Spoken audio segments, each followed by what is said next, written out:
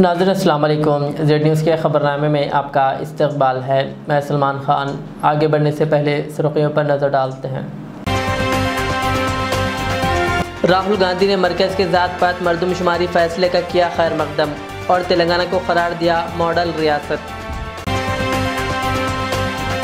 रेवंत रेड्डी ने ज़ात पात मरदमशुमारी के फ़ैसले को राहुल गांधी की जीत करार दिया और मरकज़ से फौरी एक्शन और रियासती रिजर्वेशन सिस्टम्स का जायज़ा लेने का किया मुतालबा।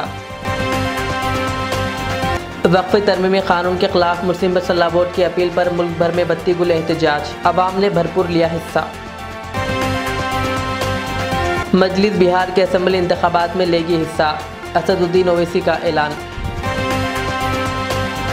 यौम मजदूर पर रेवंत रेड्डी का मजदूरों को खिराज, RTC मुलाजमीन से हड़ताल ना करने की अपील। आज सोने की कीमत में देखी गई कमी, 10 ग्राम पर 2000 रुपये हुए कम। ख़वातीन में सिलाई मशीनों की तकसीम, खुद रोजगार के समेत अहम कदम, वुज़रा का खिताब। शहरियत का सबूत सिर्फ वोटर ID या पासपोर्ट, आधार कार्ड और राशन कार्ड नहीं किया जाएगा कबूल। यौम मजदूर पर वज़ीर पूनम प्रभाकर की मुबारकबाद, वर्कर्स के तहफ़्फ़ुज़ के लिए कानून साजी का किया ऐलान। अब पेश है खबरों की तफसील। राहुल गांधी ने मरकज़ की जानिब से आइंदा कौमी मरदमशुमारी में ज़ात पात की मरदमशुमारी कराने के फ़ैसले का खैर मकदम किया है। उन्होंने कहा कि तेलंगाना ने ज़ात पात सर्वे के निफाज में एक मिसाली रियासत के तौर पर ख़ुद को मनवाया है और ये मॉडल पूरे मुल्क के लिए रहनुमाई फ़राहम कर सकता है। राहुल गांधी ने कहा, हमने पार्लियामेंट में कहा था कि ज़ात पात मरदमशुमारी कराएंगे और हमने ये भी कहा था कि रिजर्वेशन पर 50% की मसनूई हद को ख़त्म कर देंगे। उन्होंने कहा कि 11 साल बाद अचानक ज़ात मरदमशुमारी का ऐलान हुआ। हम इस फ़ैसले की हिमायत करते हैं मगर जानना चाहते हैं कि ये कब होगा। उन्होंने कहा, हम हुकूमत को इस सर्वे के डिज़ाइन में अपना ताउन पेश करते हैं। Caste census, we have been fighting now for some time. Government has opposed. For some reason, we don't understand what that reason is. They have suddenly decided to do it. We welcome that. We are happy that they have done the caste census. Telangana is a model state for the caste census. There are two caste censuses in front of us. One is Telangana, the other is Bihar. They are completely different caste censuses. The Telangana caste census, the questions have been developed by a process of consultation, not a closed process, open process, by asking the stakeholders what are the type of questions. And it's been a very detailed, very granular exercise. We would like the national census to follow some of the ideas of the Telangana census, and we are more than happy to help the government develop the national census on similar lines. We've had two other issues that we have discussed which are also central, which is the 50% cap on reservations. Now this is becoming an impediment. This is becoming an impediment to development, to progress of our country, and to the progress of backward castes, Dalits and Adivasis. And we want this 50% barrier to be eliminated and broken. We have stated that. We have put enough pressure on the government to get the caste census done. We want a date by when it's done. We are going to put pressure on the government to make sure that 50% cap is destroyed. And after that, there is a third thing, which is the Article 15(5), which is reservation in private educational institutions. It is already a law. We want that law to be implemented as soon as possible. वज़ीर आला रेवंत रेड्डी ने मरकज़ी हुकूमत की जानिब से कौमी मरदमशुमारी में ज़ात पात की शमूलियत के फ़ैसले का खैर मकदम करते हुए वज़ीर आज़म मोदी और कांग्रेस कायद राहुल गांधी का शुक्रिया अदा किया। उन्होंने इस फ़ैसले को राहुल गांधी की जीत करार दिया और कहा कि राहुल गांधी ने भारत जोड़ो यात्रा के दौरान जो वादा किया था वो अब पूरा हो रहा है। रेवंत रेड्डी ने मरकज़ से मुतालबा किया कि फ़ौरन एक माहिर कमेटी तश्कील दी जाए जो तमाम रियासतों के रिजर्वेशन निज़ाम का जायज़ा ले, क्योंकि हर रियासत का निज़ाम मुख्तलिफ है। उन्होंने यकीन दहानी कराई कि तेलंगाना हुकूमत मरकज़ के साथ मुकम्मल ताउन करेगी और अपने तजुर्बात से रहनुमाई भी फराहम करेगी। इसीलिए आज मजबूरी से केंद्र सरकार ने यह निर्णय लिया, मगर इस मौके पे हम लोग राजनीति बात करना नहीं चाहता है। नरेंद्र मोदी जी के नेतृत्व में केंद्र सरकार ने अब जनगणना में जाति गणना करने के लिए जो तय किए, जो निर्णय लिए, हम लोग अभिनंदन करना चाहता है केंद्र सरकार को, नरेंद्र मोदी जी को धन्यवाद कहते हुए कुछ सुझाव है, हमारा एक्सपीरियंस है, हम लोग कुछ सीख लिए। केंद्र सरकार को हम सुझाव दे रहे हैं, आप सचमुच इस जनगणना में जाति गणना करना है तो यूनियन कैबिनेट का एक ग्रुप ऑफ मिनिस्टर्स का एक कमेटी बनवा दो, उसके आगे एक एक्सपर्ट्स कमेटी बना दो, एक्सपर्ट्स कमेटी में आपके ऑफिसरों को भी उसमें शामिल करो। उसके बाद पूरा देश भर आप स्टडी करो, राज्य राज्य में अलग अलग जाति है। उदाहरण यहाँ के जो बोया कम्युनिटी तेलंगाना में ओबीसी है, मगर कर्नाटक में वो ट्राइबल है। यहाँ के लंबाड़ा ट्राइबल है, महाराष्ट्र में वो ओबीसी है। ऐसे बहुत सारे जाति अलग अलग राज्य में अलग अलग रिजर्वेशन आज उन लोग लागू किए। इसीलिए अलग अलग राज्य में अलग अलग जाति का गणन करना है तो अलग अलग प्रोफाइल, अलग अलग विधान लेना पड़ेगा। इसके लिए आप लोग पहले कंसेंसस बिल्ड करने के लिए एक ग्रुप ऑफ मिनिस्टर्स का एक कमेटी बनवा दो, उसके आगे एक्सपर्ट्स कमेटी विथ ऑफिसर्स। तब आपको ये समझ में आएंगे हर राज्य में कौन से सवाल आने वाले हैं जनगणना में, ये जाति गणना करने के लिए। वो उसके बाद हम लोग कंसल्ट किए, हम पॉलिटिकल पार्टी से चर्चा किए, ऑफिशियल डायलॉग किए, उसके आगे स्टेक होल्डर से हम लोग चर्चा किए, उसके आगे सिविल सोसाइटी से भी हम चर्चा किए। पूरा राज्य में जितने भी जिले हैं, हर जिले को हमारे एक्सपर्ट्स कमेटी को हम भेज दिए, ग्रुप ऑफ मिनिस्टर्स को वहां पर भेज दिए, लोगों का आवाज सुने, लोगों का सवाल को जवाब दिए सरकार ने। हम जो सवाल करना है 57 क्वेश्चंस हम तैयार किए जो डेटा लेने में। ये डेटा में आप लोग हर किसी का, हर परिवार का पूरा जाति के साथ साथ में उनके पूरे डिटेल्स 8 पेज में कुछ कम 60 सवाल हम तैयार किए। ये सवाल सरकार ने बंद कमरे में बाबू लोग नहीं बनाए, जनता से हम सुझाव लिए, वो सुझाव लेकर हम लोग ये पूरा 8 पेज का क्वेश्चनियर बनाए। तो इसके आगे भी हम डेटा प्राइवेसी एक्ट भी लागू किए कि किसी का अगर डिटेल्स और कहीं पब्लिक डोमेन में गए तो उनका प्राइवेसी एक्ट इफेक्ट नहीं हुआ, जैसा भी हम लोग एक सुझाव लेकर एक्सपर्ट्स कमेटी बना के हम लोग बनाए। पूरा राज्य को हम लोग 95,000 यूनिट्स बनाए, 95,000 एन्यूमरेटर्स को अपॉइंट किए। हर एन्यूमरेटर 150 घरों में जाकर 60 दिन में पूरा समाचार लेकर आना है, वो खुद ने डेटा एंट्री भी करवाना है। All India Muslim personal board की अपील पर मुल्क भर में मुख्तलिफ मकामात पर लोगों ने बढ़ चढ़कर बत्ती गुल एहतजाज में हिस्सा लिया। वक्फ तरमीमी क़ानून 2025 के ख़िलाफ़ कल 30 अप्रैल को रात 9 बजे से 9:15 बजे तक लोगों ने मकानों, दुकानों, फैक्ट्रियों और दीगर तिजारती मराकिज़ की लाइट ऑफ करके पुरअमन व खामोश बत्ती गुल एहतजाज में हिस्सा लिया। वाज़ेह है कि हाल ही में पार्लियामेंट से मंजूर हुए वक्फ तरमीमी एक्ट के ख़िलाफ़ all India Muslim personal board व दीगर तंजीमों की जानिब से एहतजाज किया जा रहा है, जबकि सुप्रीम कोर्ट ने वक्फ एक्ट की 44 तरामीम में से 2 पर आर्जी रोक लगाई है। बोर्ड ने ऐलान किया कि क़ानून के मुकम्मल वापस लिए जाने तक क़ानूनी लड़ाई के अलावा अवामी एहतजाज का सिलसिला भी जारी रहेगा। मुस्लिम पर्सनल बोर्ड ने इस सिलसिले में तफसीली हिदायत दी है और 3 माह की पुरअमन जदोजहद का खाका भी पेश किया है, जिसके तहत बत्ती गुल एहतजाज, धरना प्रोग्राम, इंसानी जंजीर एहतजाज, राउंड टेबल मीटिंग्स और अवामी जलसे मुनक़्क़िद किए जाएंगे। चलो चलो चलो चलो चलो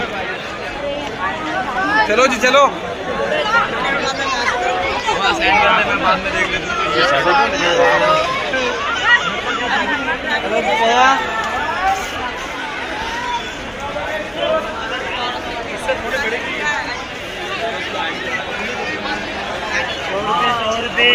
जा रहा है वो अभी वहाँ जा गया, हमने उधर जा गया।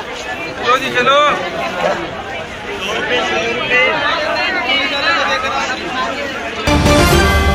सदर मजलिस व रुकन पार्लियामेंट हैदराबाद बैरिस्टर असदुद्दीन अवैसी ने प्रेस कॉन्फ्रेंस में ऐलान किया कि इनकी पार्टी बिहार असम्बली इंतखाबात में भरपूर तरीके से हिस्सा लेगी। उन्होंने कहा कि हमने बहादुरगंज से अपने उम्मीदवार का ऐलान कर दिया है और 3 मई को मेरी बहादुरगंज में अवामी मीटिंग है।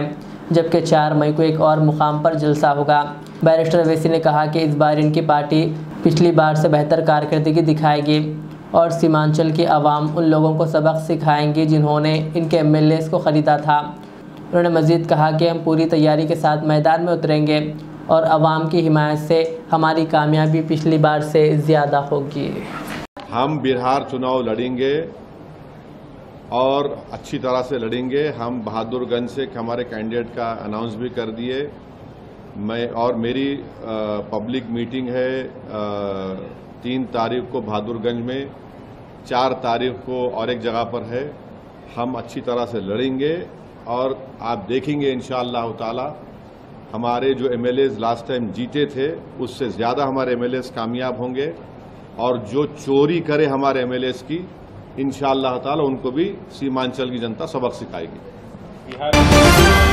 वज़ीर आला रेवंत रेड्डी ने आज यौम मज़दूर के मौके पर रविंद्र भारती में मुनक़िदा प्रोग्राम में मज़दूरों को ख़राज अक़ीदत पेश करते हुए कहा कि मज़दूरों के पसीने से ही दुनिया की तरक्की मुमकिन हुई है। उन्होंने सिंगारनी, आरटीसी, बिजली और गैर मुनज़्ज़म शोबों के मज़दूरों के तेलंगाना तहरीक में किरदार को नाकाबिल फ़रामोश करार दिया और कहा कि हुकूमत मज़दूरों की फ़लाह बहबूद के लिए संजीदगी से काम कर रही है।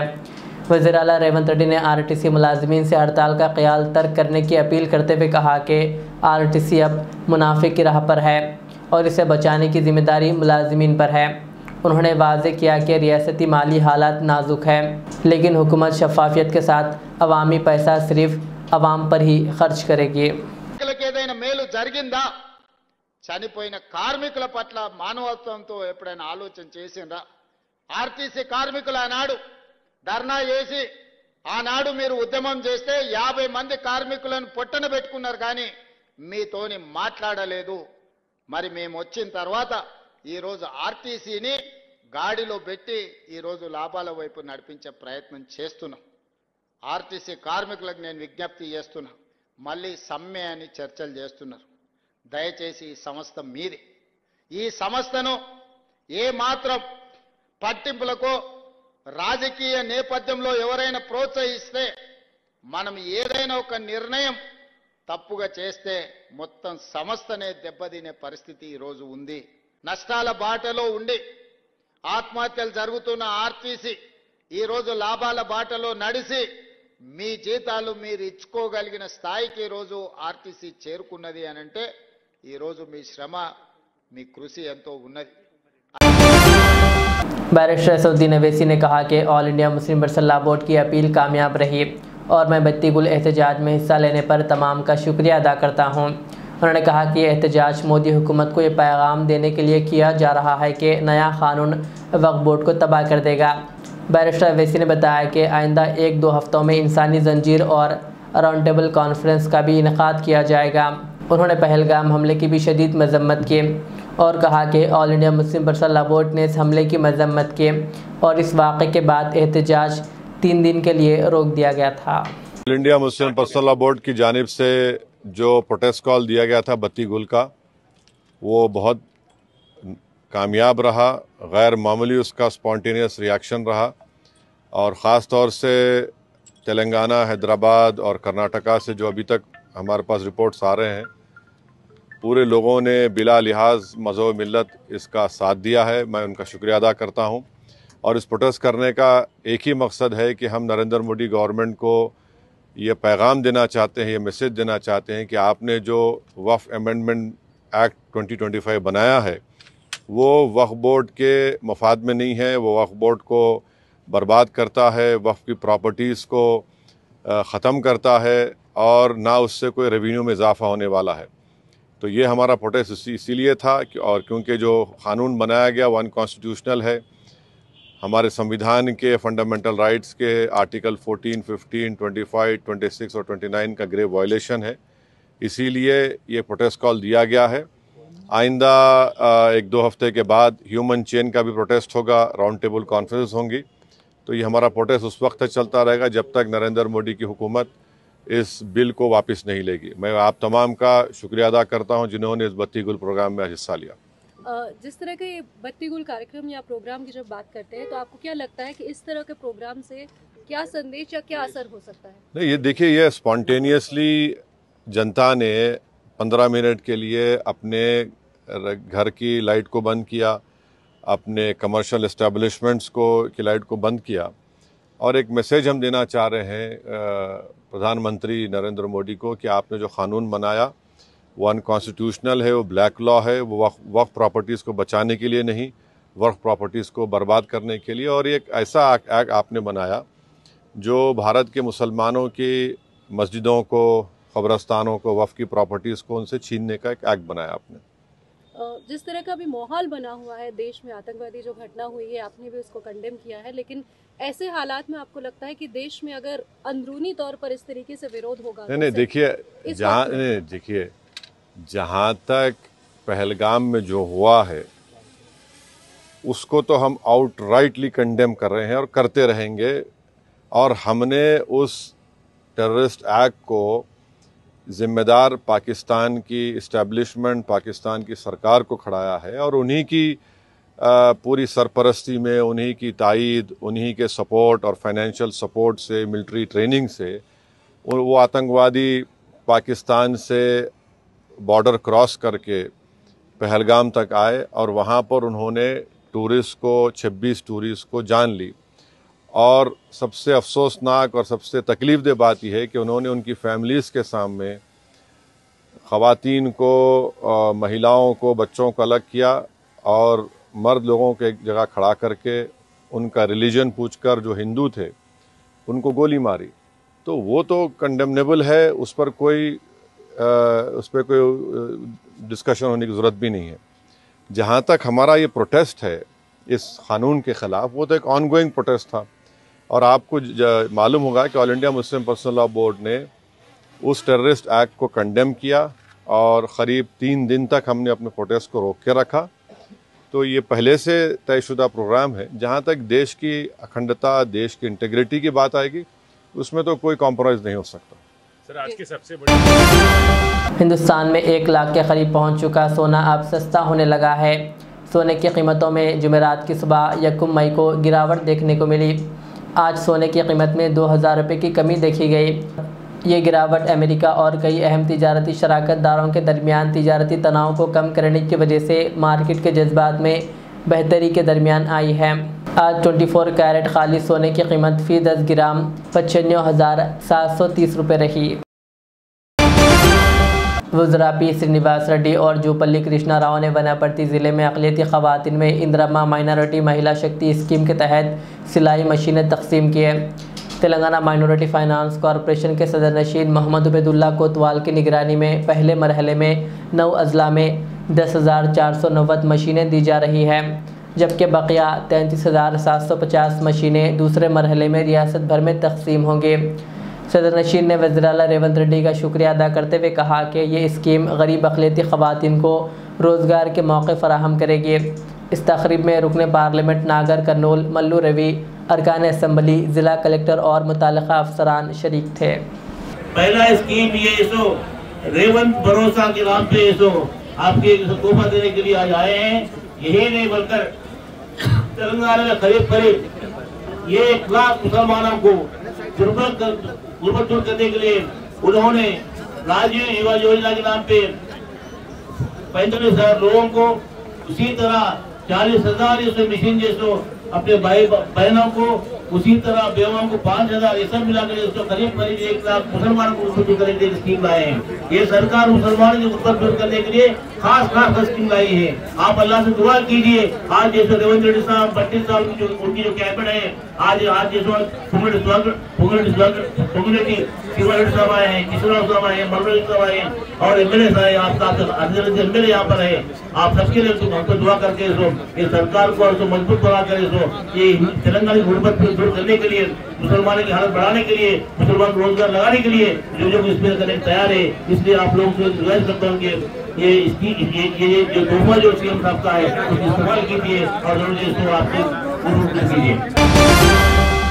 योम मज़दूर के मौके पर आज वज़ीर पुन्नम प्रभाकर ने तमाम मेहनत कशों, ख़ास तौर पर तेलंगाना के मज़दूर तबक़े को दिली मुबारकबाद पेश की है। उन्होंने कहा कि यह दिन मज़दूरों की जदोजहद और क़ुरबानियों की अलामत है, जिन्होंने अपने हुकूक़ के लिए तारीख़ी तहरीकें चलाई।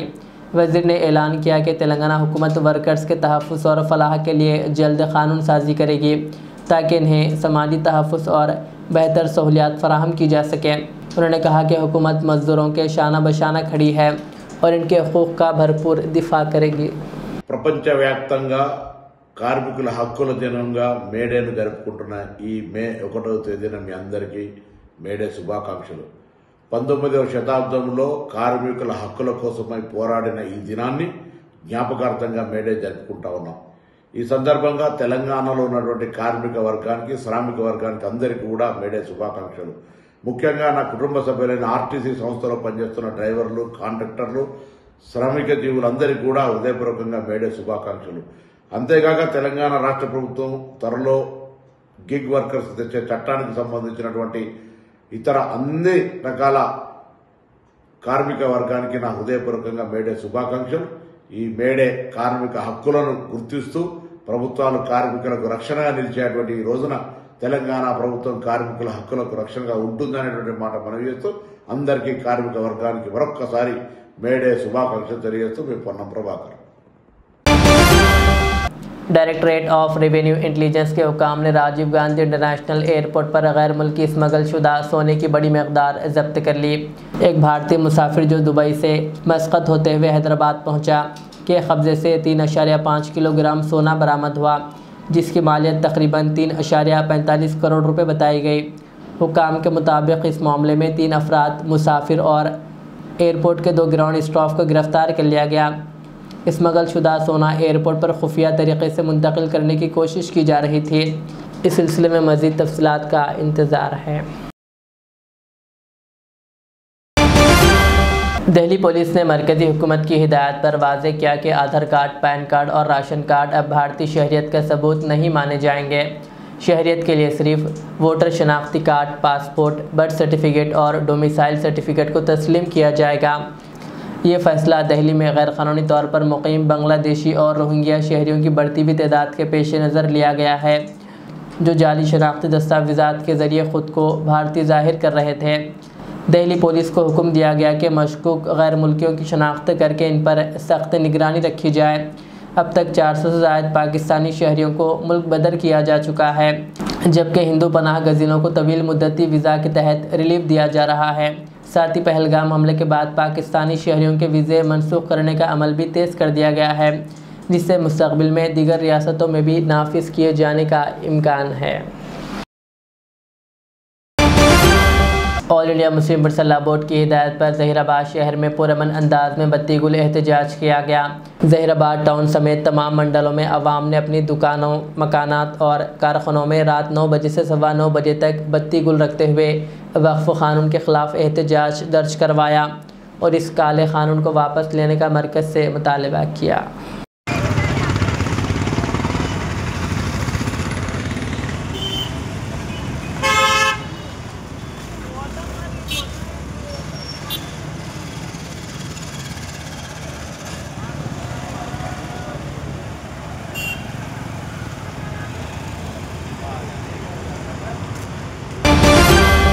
ज़हीराबाद में 892 बसवा जयंती मनाई गई। इस मौके पर बसवा शोबे की जानिब से रैली निकाली गई, जो आदेश नगर से शुरू होकर बस स्टैंड के रास्ते दोबारा आदेश नगर पहुँची, जहां बसवा जी के मुजस्समे के करीब इसका अख्तिताम अमल में आया। इस यात्रा में बसवा अक़ीदतमंदों की कसीर तादाद ने शिरकत की। तक़रीब में मेहमान ख़ुसूसी कांग्रेस पार्टी असम्बली इंचार्ज हल्क़े ज़हीराबाद चंद्रशेखर, कांग्रेस टाउन सदर के नरसिम्लू, हुगेली रामलू, लिंगायत समाज के राजू शटकार और यूथ लीडर नरेश गौड़ व दीगर ने शिरकत की। आखिर में सुर्खियां और एक बार। राहुल गांधी ने मरकज़ के ज़ात पात मरदमशुमारी फैसले का किया खैर मकदम और तेलंगाना को करार दिया मॉडल रियासत।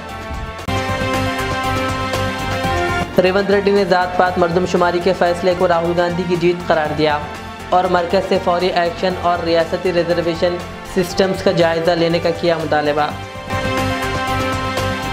वक्फ तरमीमी क़ानून के ख़िलाफ़ मुस्लिम बरसल्ला बोर्ड की अपील पर मुल्क भर में बत्ती गुल एहतजाज, अवाम ने भरपूर लिया हिस्सा।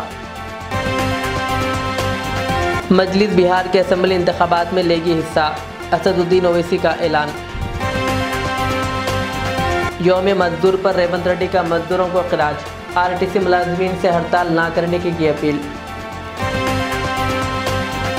आज सोने की कीमत में देखी गई कमी, 10 ग्राम पर 2000 रुपये हुए कम। खवातीन में सिलाई मशीनों की तकसीम, खुद रोजगार के समेत अहम कदम, वुज़रा का खिताब। शहरियत का सबूत सिर्फ वोटर आईडी या पासपोर्ट, आधार कार्ड और राशन कार्ड नहीं किया जाएगा कबूल। यौम मजदूर पर वज़ीर पूनम प्रभाकर की मुबारकबाद, वर्कर्स के तहफ़्फ़ुज़ के लिए कानून साजी का किया ऐलान।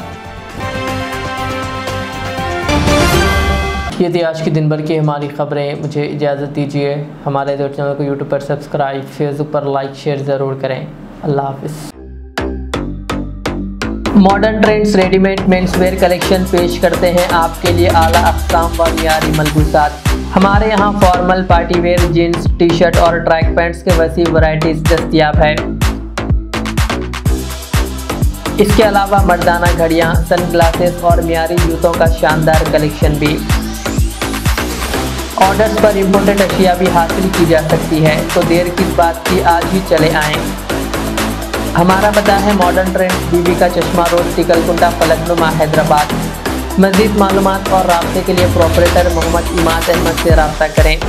9959541435। रियाज इस्लामिक स्कूल, तालीमी मैदान में एक नया इनकलाब। इस्लामिक और मॉडर्न एजुकेशन की अजीम दरसगाह।